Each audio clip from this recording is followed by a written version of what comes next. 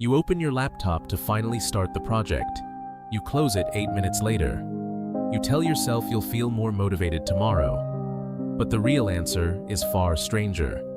Your brain isn't broken, it's working exactly as designed. And that design is quietly working against you every single day.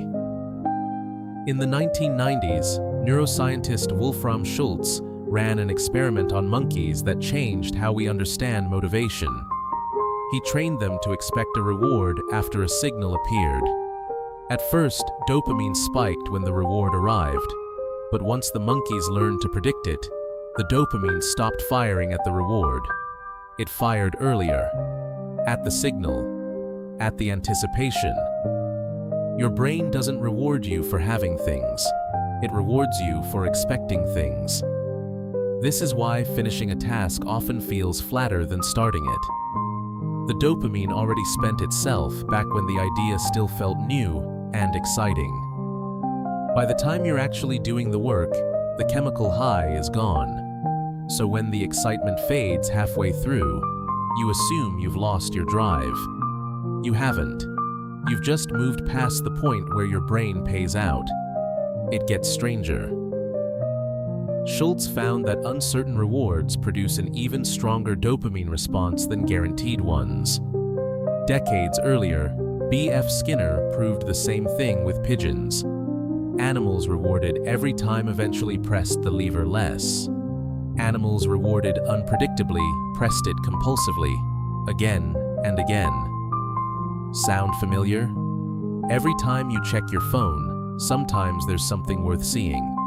Most times there's nothing. That unpredictability isn't an accident. It's the exact mechanism Skinner documented, now built into the device in your hand. So why does discipline run out by the afternoon? Psychologist Roy Baumeister found an answer.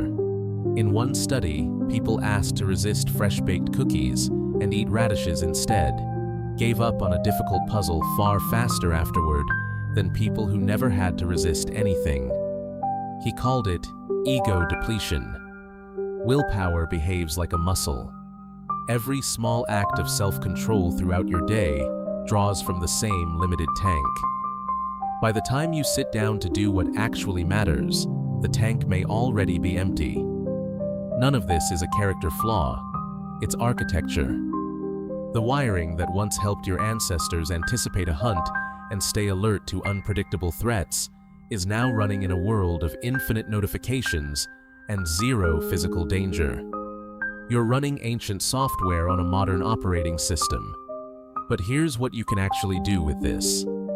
Since motivation peaks at anticipation, break work into small, visible steps. Each one creates a fresh spike, instead of one that fizzles halfway through. Since uncertainty hijacks your attention, starve the sources exploiting it, starting with your phone during focus time. And since willpower drains like a battery, protect it. Fewer small decisions early in the day means more reserve left for the one decision that matters most. Think about the last time you called yourself lazy. What you were actually experiencing was a dopamine system that had already cashed its check and a willpower reserve spent on decisions you'd already made. That's not weakness. That's biology meeting a world it wasn't built for. So tonight, when you open the laptop again and feel that flicker of resistance, remember what's underneath it. It isn't a lack of character. It's a system built for scarcity, running into abundance. Your brain isn't broken. It's working exactly as designed. And now that you know the design, you're no longer waiting for motivation to arrive. You're building the conditions for it to show up.